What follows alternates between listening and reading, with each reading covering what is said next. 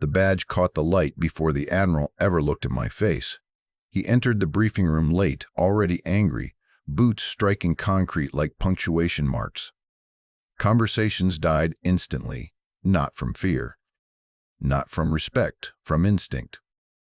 The kind drilled into you after enough rooms like this. His eyes dropped to my chest and stopped there. The insignia. The one people pretended not to notice. The one they pretended women did not earn. He froze mid-stem. "Who authorized that badge?" he barked, finger cutting the air in my direction. No one answered. Chairs stayed locked in place. The ventilation hummed overhead. Gear straps settled with soft clicks. I kept my hands flat on the table, spine straight, eyes forward. Stillness was the only correct response. He closed the distance, jaw tight with irritation. "That badge is not for you. Take it off." "Now." I said nothing. Silence has weight if you let it. I had learned that lesson overseas, where explaining yourself only gave fear somewhere to land. Behind me, someone shifted. Another breath caught and stayed there. He demanded my name, my rank, my unit. I gave each one evenly, steady as reading grid coordinates under fire. He laughed once. Short, dismissive. Then he reached for my file. That was when the room changed. Not loud, not dramatic, just completely still. Subscribe to my channel, Lady Veteran Stories, for more real military stories, and tell me in the comments where you're watching from. I was Staff Sergeant Rachel Monroe, United States Army, stationed out of Red Willow Forward Operating Site in the eastern Montana sector in the year 2013. Red Willow was the kind of place that barely existed unless you had orders there. No skyline, no welcome sign, just dust, fencing, and buildings that were designed to be useful and nothing more. 2 short runways that baked in the sun. 1 mess hall that smelled like overcooked eggs in the morning and disinfectant at night. A motor pool where the air was always thick with oil, grit, and the sound of engines that never fully cooled. You did not come to Red Willow to be seen. You came to disappear into work. The badge on my chest had been earned 6 months earlier, overseas, during a joint tasking that never made headlines and never would.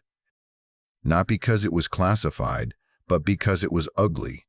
Operations like that rarely survive the translation from reality to report. Too many variables, too many mistakes, too many names that get reduced to phrases like acceptable loss and operational outcome. People died on that mission. Good people. Competent people. The kind who double-checked straps and cleaned their weapons even when they were exhausted. The kind whose absence leaves empty space that never fills back in.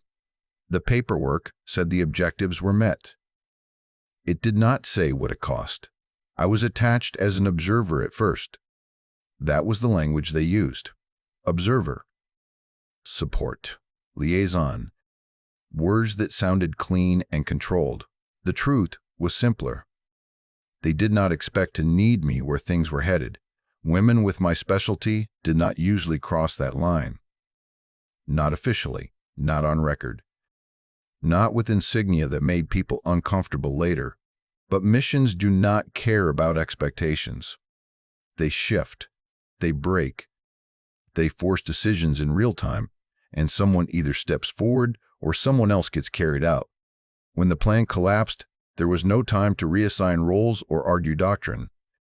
There was only distance to cover, fire to return, and voices on the radio that stopped answering one by one. That is how the badge happened. Not through ambition, not through exception, through necessity. When we rotated back stateside, the loss followed us home. Command did not talk about it much. There were briefings, acknowledgments, carefully worded statements.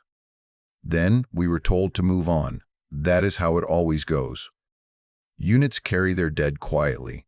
Loud grief does not fit well into schedules. I carried it every day, in the way I woke up before alarms, in the way I counted heads automatically, in the way I never sat with my back to a door. The badge was not something I showed off. It was not pride. It was weight. It was proof that a line had been crossed and could never be uncrossed.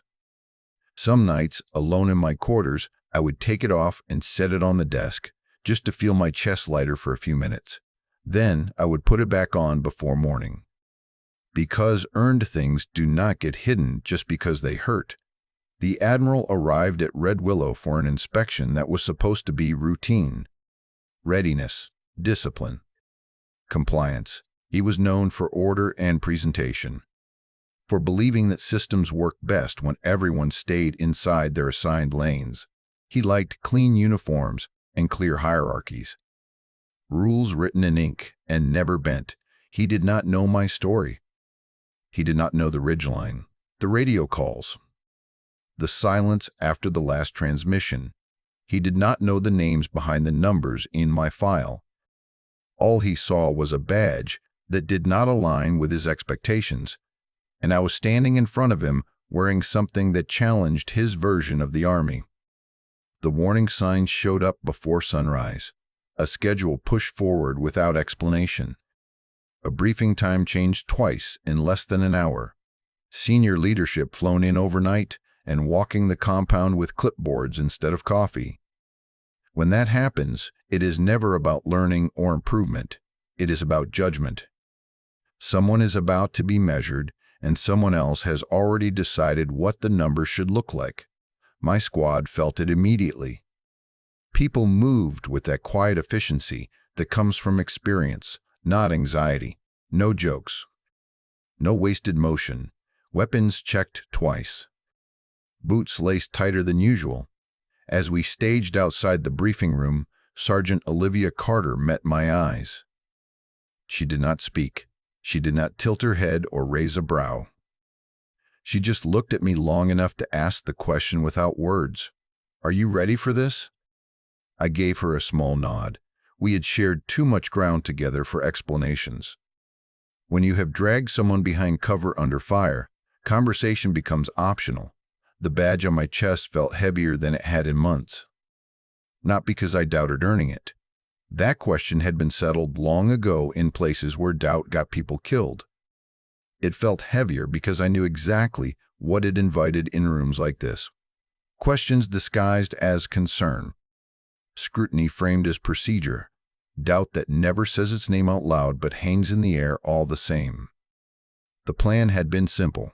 I would not be the first thing senior leadership noticed. I would take a seat near the wall, blend into the unit.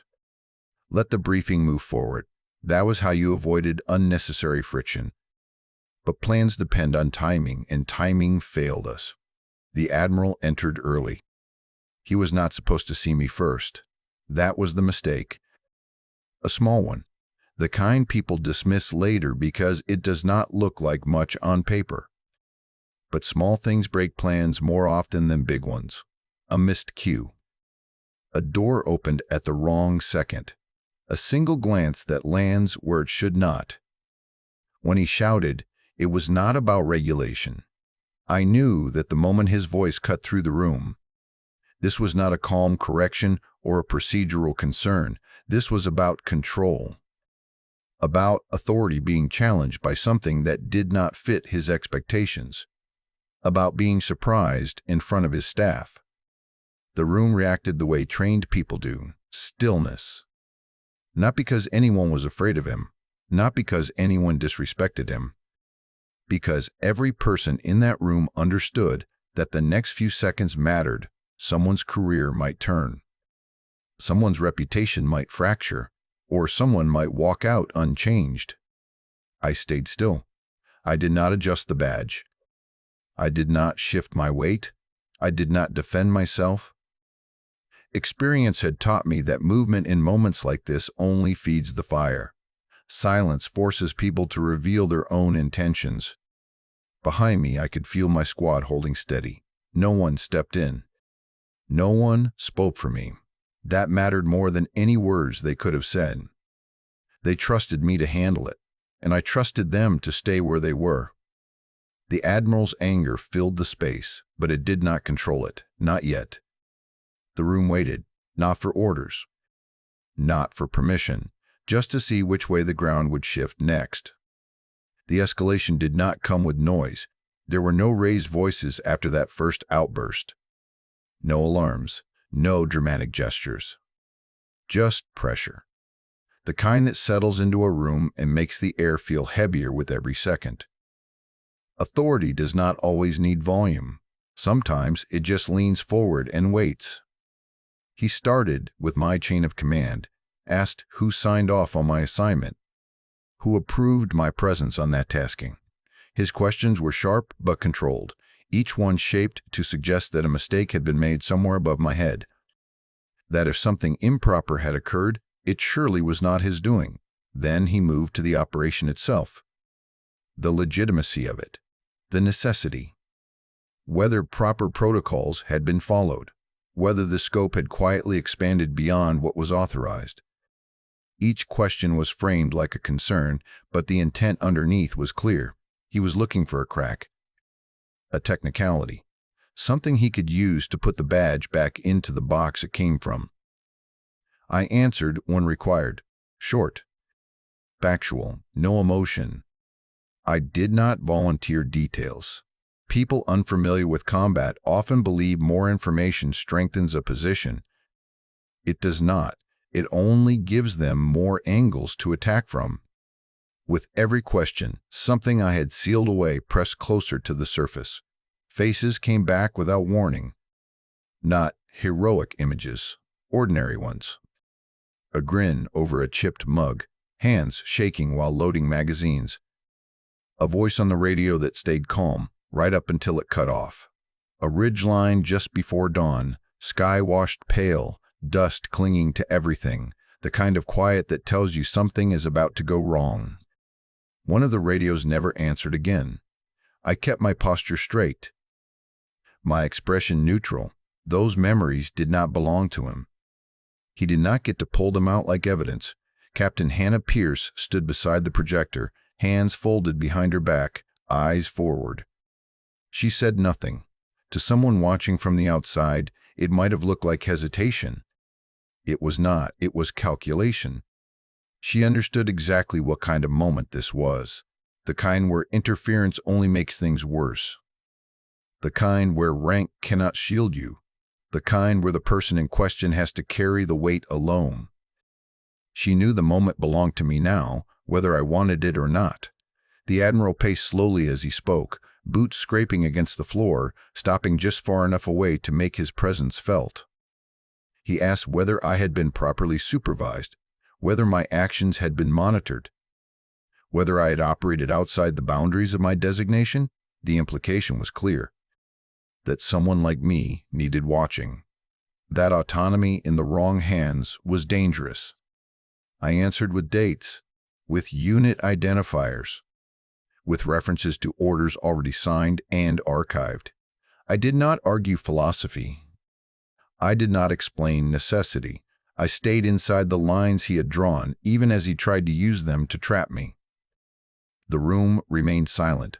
No one rushed to my defense. No one challenged him. That silence was not agreement. It was discipline. Everyone understood that this was no longer a briefing. It was a test. Eventually, he stopped pacing. He looked at me again, not at the badge, at my face, like he was trying to reconcile something that refused to align with his expectations. Then he reached for my file. The folder was thicker than most, edges worn soft from handling, tabs sticking out at uneven angles. The kind of file that tells a story before it is ever opened. He flipped it open. The sound of paper shifting seemed loud in the room. He scanned the first page quickly, then the second.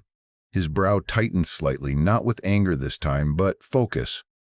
As his eyes moved down the page, his pace slowed. He stopped walking. One hand tightened on the folder, the other stilled. He turned another page. That was the moment the balance shifted. Because whatever he had expected to find, it was not what was written there. And once something is read, it cannot be unread. That was the mistake he could not undo. I watched his eyes track across the page, line by line, date by date. The way someone reads when they are no longer searching for a flaw, but trying to understand what they are seeing. Operation notes were written in the careful language the Army uses when truth needs to be contained without being erased. Words chosen to soften edges, to make chaos sound orderly, to make violence look procedural. His thumb paused at the engagement summary. I knew what was there before he reached it. The contact timeline, the terrain description, the phrases that stand in for panic and confusion when things stop going according to plan.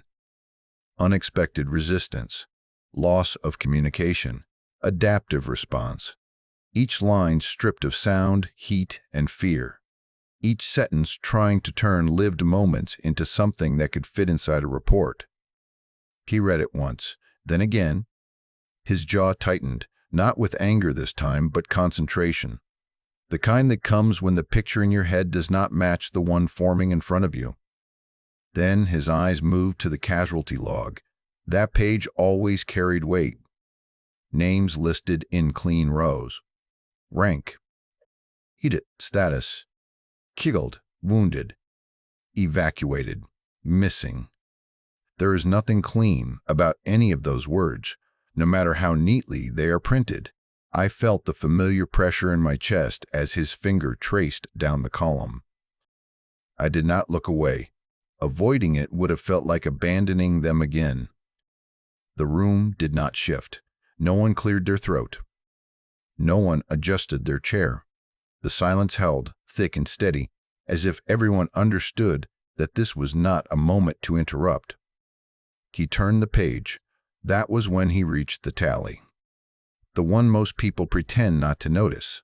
The one that never makes it into speeches or recruiting posters. The one that is only discussed behind closed doors, if at all. My kill count. It was written out plainly, not dramatic, not highlighted, just numbers spelled out, each one tied to a date, a location, and a verified report. Confirmed engagements, witness statements, after-action reviews, signed off by officers who had been there, who had seen the same ground through dust and smoke. It was not there as a trophy. There was no space for pride in that column. It was a record, a ledger of moments where a decision had been made and could not be taken back. Each entry represented a life ended and a consequence carried forward. His hand stilled.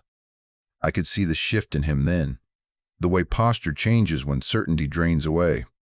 He was no longer looking for justification to challenge the badge. He was measuring the cost of what it represented. I felt my lungs lock, breath held without permission. I did not realize how tightly I had been holding myself together until that moment. The file was no longer just paper between us. It was a bridge he had not expected to cross. He read the tally again. Then he closed the folder halfway, as if unsure whether he was done. The room remained silent. No one spoke for me. No one needed to. I did not breathe until he finally looked up. He asked the question without lifting his voice. It was almost careful, as if volume alone might break something fragile in the room. He asked how a woman from a support designation ended up with numbers like that. There was no accusation in his tone anymore. No heat, just disbelief trying to find a place to land. The kind of question people ask when the world they trust stops lining up the way it should.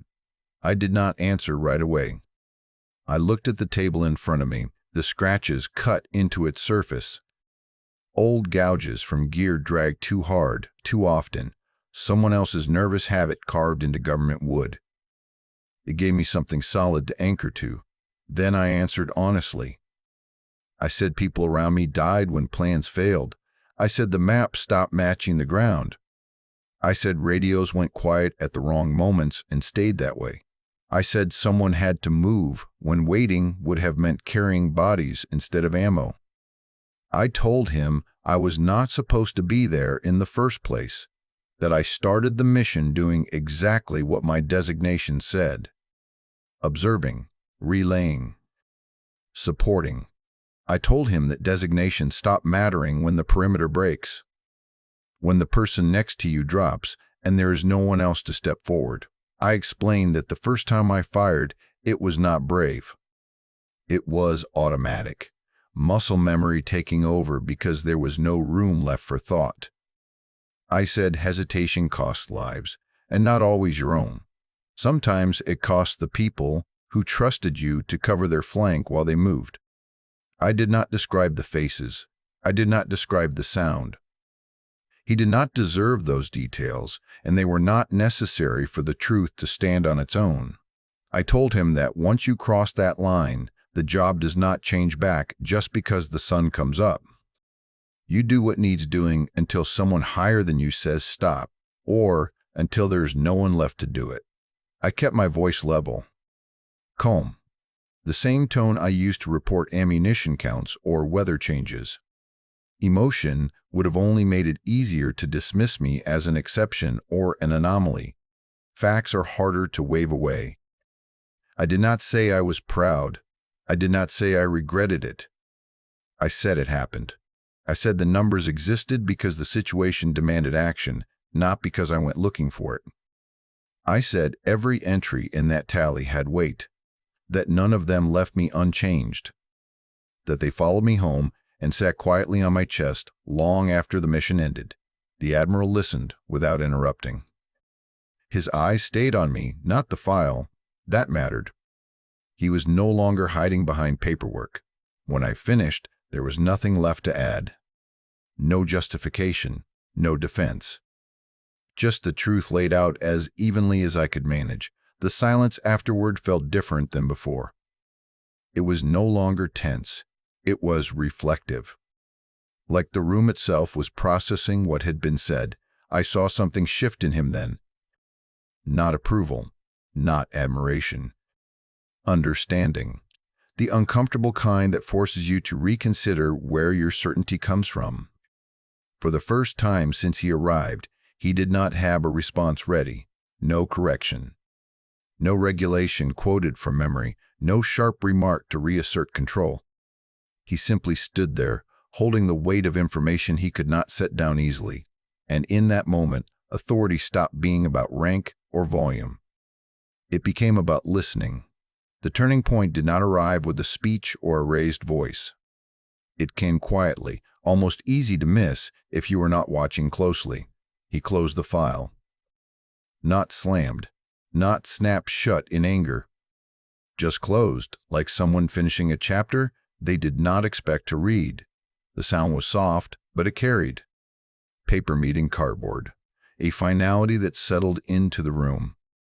He held the folder in both hands for a moment, eyes down, as if weighing more than documents. Then he set it on the table. No one moved. He looked at the badge again. Not the quick glance from before, not the reflexive judgment.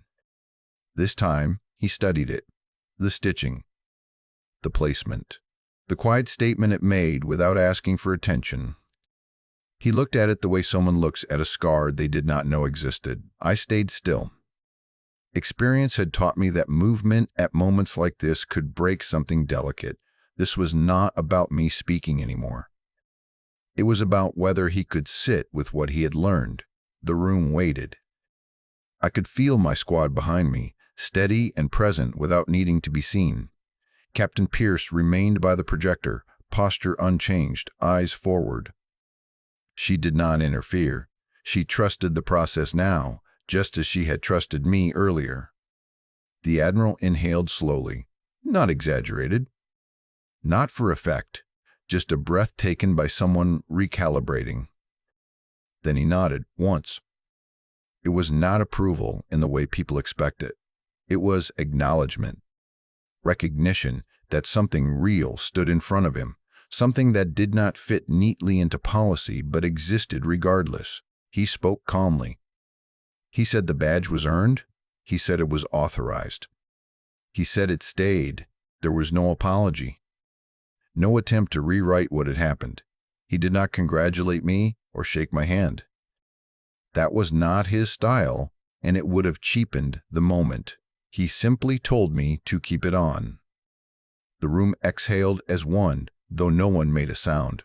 Shoulders eased. Tension that had been held too tightly finally loosened. It was the kind of release you feel after standing ready for something that never quite comes. I felt it too, though differently. Not relief. Something closer to closure, not complete. But enough.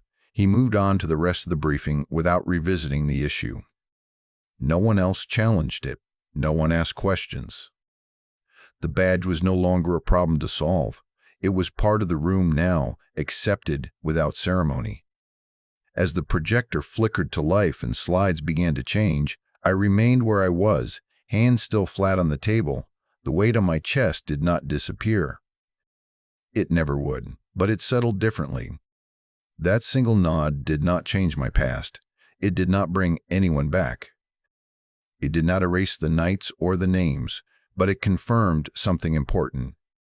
That the line I crossed had been seen, and that sometimes recognition does not come in words, but in the simple act of being allowed to stand as you are. Afterward, no one congratulated me. No one cracked a joke or clapped a hand on my shoulder. That is not how real units work. Moments like that do not end with applause. They end with people quietly returning to their lanes, carrying on because work still needs doing. We filed out of the briefing room in the same order we entered. Boots on concrete, gear shifting. Voices low. Outside, the Montana air hit cold and clean, the kind that clears your head whether you want it to or not. The sky was wide and pale, stretched thin over the base like it always was.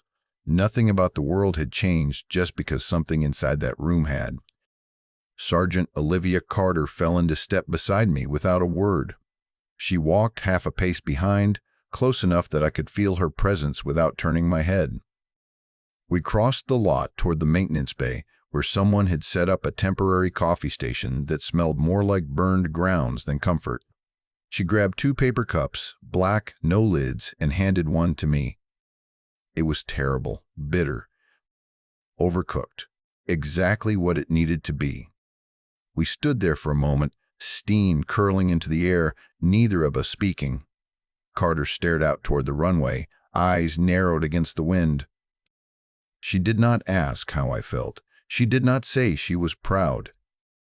She knew better than to try to put words on something that was still settling. Captain Hannah Pierce stepped out a few seconds later. She paused when she saw us, then walked over, hands in her jacket pockets. She looked at me, really looked this time, and gave the smallest smile. Barely there, the kind you miss if you are not paying attention. It was not approval. It was acknowledgement. A commander letting a soldier know they had handled their own weight. She said nothing else. She did not need to. The rest of the day moved forward like any other. Equipment checks, schedules reviewed. Personnel rotated through assignments. The machine kept running. That is the strange thing about moments people imagine as life-changing. Most of the time, the world barely notices them at all. The badge stayed heavy on my chest, not in a painful way. Not like guilt or fear, heavy like responsibility. Like something that anchors you whether you want it to or not. Every time I shifted, I was aware of it. Every time I bent to pick something up, it pressed against me, a quiet reminder that some lines cannot be uncrossed. Later, alone in my quarters, I took it off and set it on the desk. I always did that, just for a moment. The room was small, plain. Government issued down to the scuffed floor and the humming light fixture overhead. I sat on the edge of the bed and looked at the badge without touching it. It carried faces with it, names. Moments that did not fade just because time passed. The ridgeline. The radio calls. The silence afterward. Recognition did not lighten that load. If anything, it made it more defined. I put the badge back on before lights out. The next morning, nothing was different. The Admiral had moved on to his next stop. The inspection notes would be filed. The incident would be reduced to a line item, if it appeared at all. People would remember it for a while, then focus on the next thing demanding attention. That was fine with me. I did not need it remembered. I needed it carried correctly. The badge stayed heavy because it always would. Because it was never meant to be light. Because the things it represented were not meant to sit easily on anyone's chest. If they did, that would have meant something had gone wrong long before the paperwork ever caught up. So I wore it the way I wore everything else I had earned. Quietly, without explanation, letting it remind me not of what I had done, but of what it had cost. And I went back to work. I left the base that evening the same way I had arrived, quietly. No ceremony, no one watching. The sun was low over the runway, turning the dust into a dull gold that clung to boots and tires alike. Aircraft sat motionless, shadows stretched long, and the day settled into that familiar end-of-shift stillness. I walked past places I had crossed 1,000 times, and thought about the people whose names never entered that briefing room. The ones who never had a chance to wear anything again. The ones who made that badge possible without ever knowing it would exist. Authority does not come from rank alone. It comes from responsibility, from the things you carry when no one is watching and no one is keeping score. From the moments when the choice is yours and the cost will follow you no matter what you decide. That day did not change the Army. It did not rewrite policy or correct a system that has been in place longer than any of us. It did not make headlines or earn a mention in a report. Most days like that never do. But it reminded me why I wear what I earned. Not for recognition, not for permission, not to prove anything to anyone standing across a table. I wear it for memory, for accountability, for the people who trusted me when the plan fell apart and never came home to tell their version of it. Some badges are not about who sees them. They are about who cannot. And carrying that truth, quietly and correctly, is part of the job long after the mission ends. Subscribe to my channel, Lady Veteran Stories, for more real military stories, and tell me in the comments where you're watching from.